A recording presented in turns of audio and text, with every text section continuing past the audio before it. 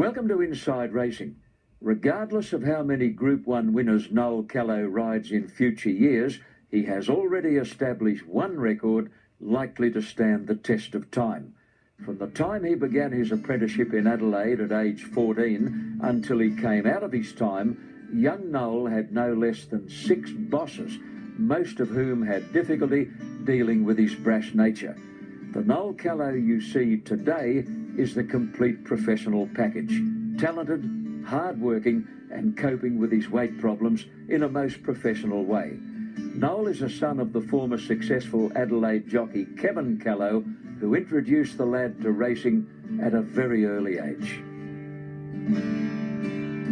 I used to go to races with Dad, and it was a bit of a picnic for us. We used to go to Oakbank, and I was more worried about the Ferris wheel, not watching Dad. But I watched tapes from a long time ago, and I see he did pretty well in his time.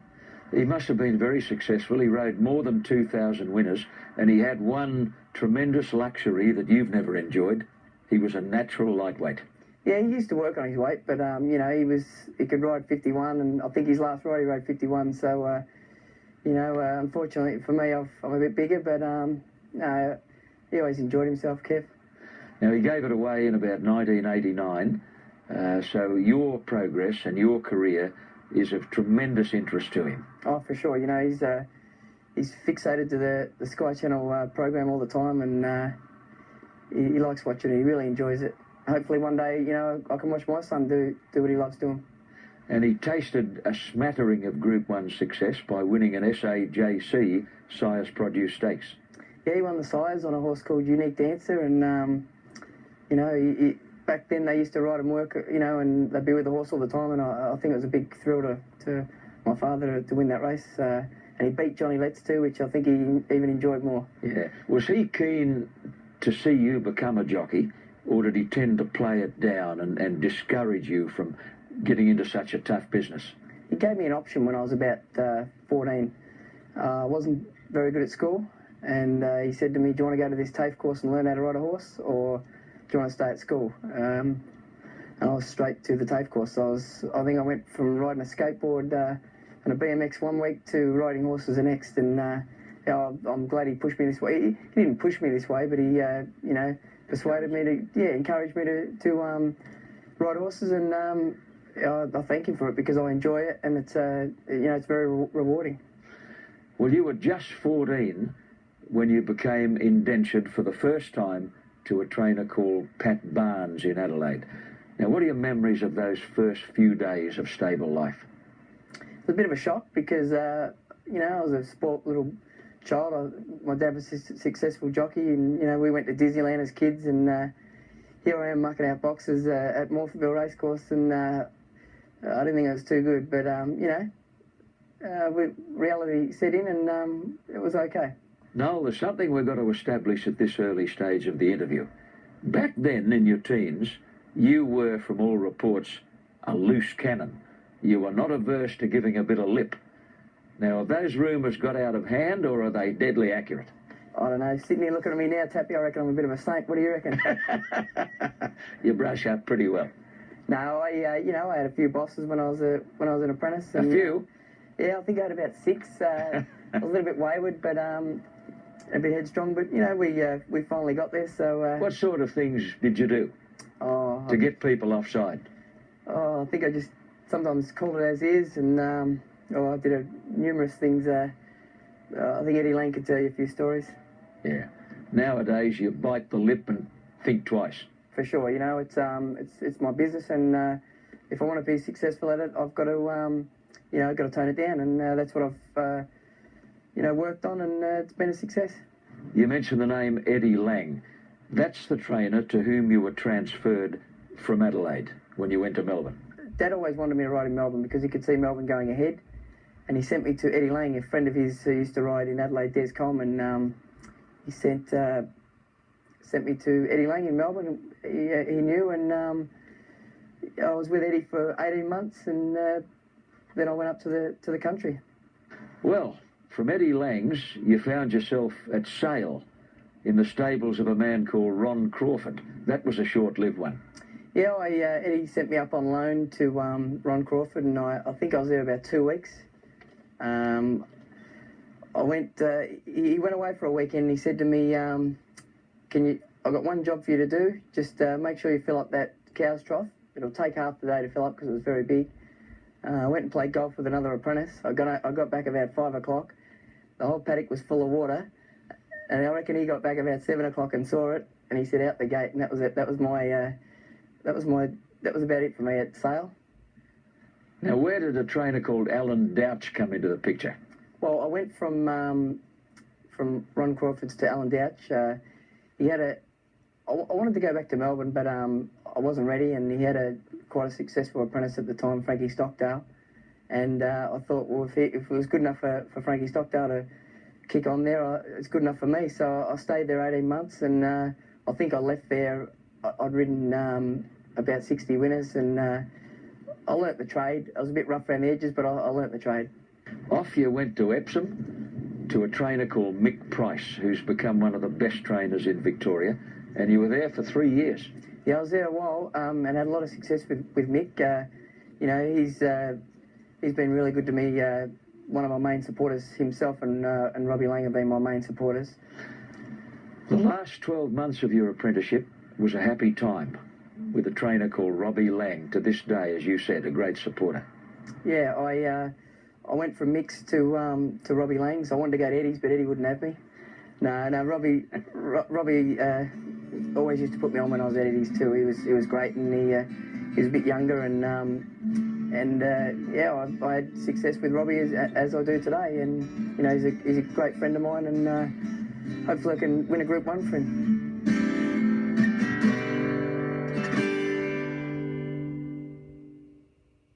As winter racing sizzles in Brisbane, City Pacific Finance brings you Racing Retro live from Eagle Farm, and you could be there. Here's your chance to win a trip for two to Brisbane, including airfares, accommodation at the Deluxe Conrad Treasury Casino, and VIP tickets to the Stradbroke and Brisbane Cup Days. Plus, Sunday, June 12, meet the Racing Retro team and catch the show live from Eagle Farm. To enter, call 1902 555 983, and you could be in Brisbane with Racing Retro and great Group 1 racing.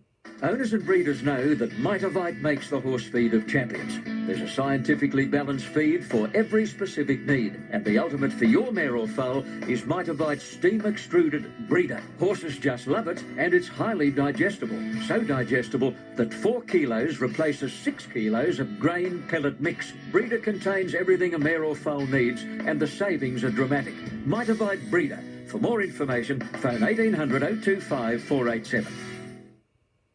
Well, just as you were getting your act together and looking as though you were going to make the grade as a jockey in Melbourne, you announced your retirement. At age 20, you said, "I'm out of here," and you went to work in a bottle shop at Mornington. Yeah, I'd had enough of the wasting and probably doing it the wrong way, being a kid and probably not being educated how to look after yourself properly. And yeah, I thought I'd rather be serving grog at the bottle shop, and probably, you know, one for the customer and one for me. I thought it sounded all right at the time, so I did that for 2 years, and I enjoyed it. It was a, you know, because since I was 15, all I've ever done was racing, and I enjoyed it. But what I've done from there onwards, I don't miss working in the bottle shop. Now, after you finished riding on the flats, and during the time you were working at the bottle shop at Mornington, you decided to have a crack at riding horses over the jumps for some strange reason. Yeah, you know, well, Robbie Lang's always had jumpers around his yard, and I decided that I was a little bit lazy at the time and let my weight get away, and I thought, well, can't ride on the flat, I'm a jumps jockey now. And they gave me a jumps licence, so I said, well, I'm a jumps jockey. So I had a crack at it. I had 10 goes. I think my 8th ride, I rode a horse for the late Peter Hayes in Adelaide at Victoria Park, and I think I got over 3 hurdles. The one in the straight, he just touched it, and I went straight over his head, and I thought I was going to die. Jeez, it hurt. But yeah, because I was quite lucky on the flat. I never had too many bad falls, and that was the worst one I had, and it didn't feel too good. And Mum and Dad, they didn't like watching me do it, so I gave it away. You were getting on towards 24 when you decided to reapply for your licence. What got you fired up again? I said to my father, I said, I think I'm going to have another crack at this, even if I just ride around the provincial circuit. It's all I know, you know what I mean? I'd love to be a rocket scientist, but I just haven't got the degree. So I decided that I have another crack at riding, and just took day by day, and it progressed. It certainly did, and the winners started to flow, but you were still a brash young bloke. You still tended to bend the rules a bit, and you had a whopping number of suspensions, Malcolm Johnston style. Yeah, I didn't show that much respect for, you know, for my fellow riders, and you know, when I look back now, it was silly, but you know, that's what the life's about. You live and you learn, and I learnt the hard way, but we got there, and you know, I think with the children, when the children come along, I think that's when it started to. I was looking in the mirror at myself when I was watching my little bloke carry on like a second-hand lawnmower, so I think that helped. Your transition to the top bracket of Melbourne jockeys has come at a huge price. You're a 63-kilogram bloke living in a 55-kilogram body. How tough has it been? Yeah, it's a battle, you know, and I feel for my wife sometimes, because she has to live with me, and you know, I eat one meal a day. I eat brown rice and veggies, and you know, it's got to be done. Otherwise, back to the bottle shop for myself, and I don't want to go there. So I do it, and it gets easier every day, I think. How do you cope with it around the house? Say you're at home on a non-race day and you haven't eaten for 3 days. Do you punch holes in the wall, or are you pretty controlled? No, I'm controlled. Like I said, I have one meal a day, and it's my routine. You know, every now and then I have a little splurge. I might go out, take my wife out to dinner, and take the kids out. But no, it's pretty controlled. You know, it has to be with seven days a week racing, and you can't do it. So it's very controlled. I think the only holes in the wall around the house might be a stray football that my son Zach's kicked or something. Yeah.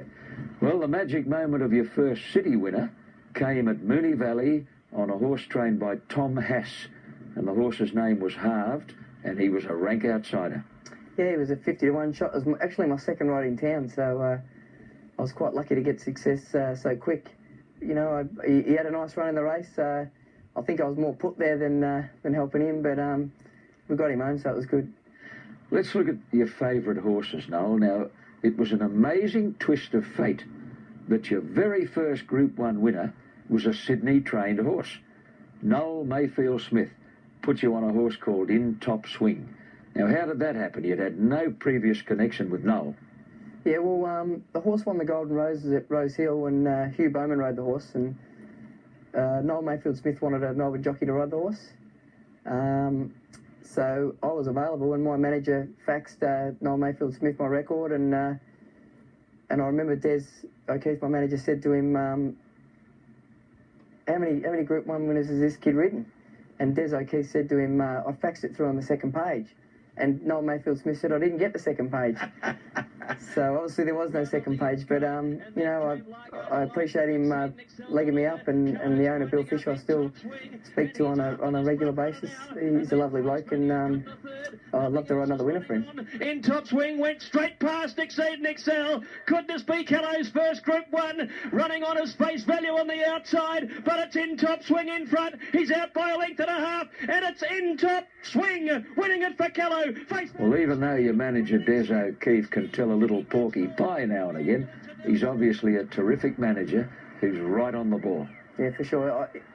He took me to the next level, Des O'Keefe. He's just ultimate professional.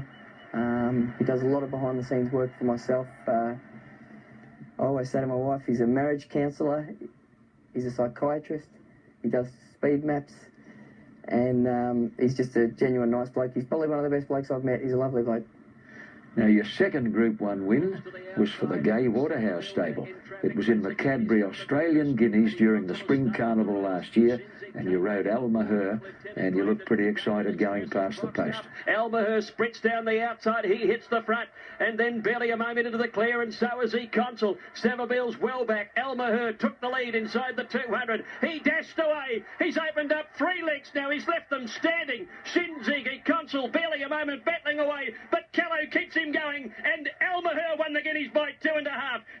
Yeah, well, I'd been away in Macau for 8 months, and I'd only been back a couple of months, so it was good to jump straight back in it. And once again, Uncle Des waved his magic wand and got me on it, and you know, the rest is history. But it was just fantastic to jump back into it so quick, and I love riding for Gay, and I've had 2 rides for him. Gay, and they've both won, so hopefully I can ride some more for her. Well, there's another nice little trophy on your mantel shelf, and that's the trophy for the Adelaide Magic Millions, which you won on dress code for Robbie Lang. Yeah, Robbie bought the horse at the sales, and you know, he was a lovely horse, and we took him to Queensland. Didn't have much luck, but we went to Adelaide for the Magic Millions, and me being an Adelaide boy, it was fantastic to win the biggest 2-year-old race in Adelaide, and the parents were there, and they were pretty happy, and you know, to win it for Robbie Lang was just fantastic. Out wider on the track, coming home, dress code with a late run. It's starting to charge home, dress code after fragmentation. Fragmentation, dress code ducking in sharply, but's got it. Dress code race to fragmentation. King's Choir is closing late on the outside. It's flying. Dress code, King's Choir, maybe dress code. Could be dress code. You won 2 races, 2 good races, the Norman Carline and the Bill Stutt on Casual Pass. Yeah, a horse trained by Matthew Elton. He was only an ordinary performer until Matthew put the blinkers on him, and he just turned into a Group 1 horse. But it's Casual Pass hitting the front with 100 to go. He drew a half in front, and he's going to run the trip right out. Casual Pass wins it by 2 lengths. Casual Pass the leader. Coonsey after it from Happy Strike, and next is Face Value. Casual Pass has kicked well clear though with 100 metres to go. Raced about 3 lengths in front of Coonsey, Face Value and Special Harmony, and it's Casual Pass brilliantly. I think 5 starts, he won 5 in a row, and I won the Callow on him, and I was a little bit disappointed at the time he didn't run the Derby, but he wasn't paid up for, and they went to the McKinnon, and he won the McKinnon, and unfortunately I couldn't ride him because he had 50 kilos, but he won the McKinnon. He was a great horse. Roman Arch gets the split in the centre. Further out on the track is Nicanero coming home well. Recapitalise in front of Roman Arch. And on the outside, Nicanero. Roman Arch has got his head in front. Roman Arch has got up to win. Roman Arch. Roman Arch is a horse for which you have a lot of time. Yeah, owned by John Playfoot, who's also been a good supporter of myself. He's found a new lease of life, Roman Arch. I think he's won his last 3, should have won his last 4. The jockey went too early in the Blamey. I think that was me. But, you know, he got beat by Grace Long in the Blamey, and he should have won, but he's won his next 3, and, you know, he's found a new lease of life since Robbie's got him back into training. You know, jockeys taking off early has been a problem throughout the history of racing. What made you do it that day in the Blamey? Was he just travelling that well? It was a very fast pace, and the horse was travelling well, but it was just an error in judgment. I just went a little bit early, and I was just lucky Robbie Lang trained it. That's why I stayed on the horse anyway. Yeah.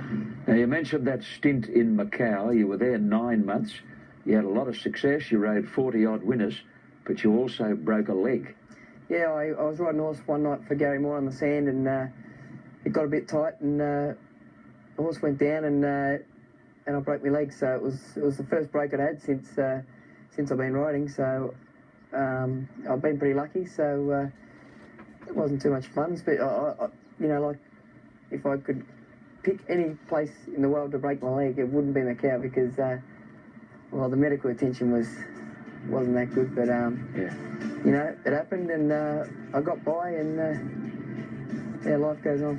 Peacock Green full of running inside the 150, looks to have their measure. Peacock Green, he's nicely clear of Treasure Boy, and Peacock Green 4 for Noel Callow. Peacock Green wins 4 on the line to Treasure Boy, Charter Flame 3rd. Did you know you can watch Australian racing live in New York City, Auckland, Hong Kong, Sri Lanka, Dubai? All around the globe, reaching millions of people. And that's great for Australian racing. Sky Channel, taking Australian racing to the world, 7 days a week.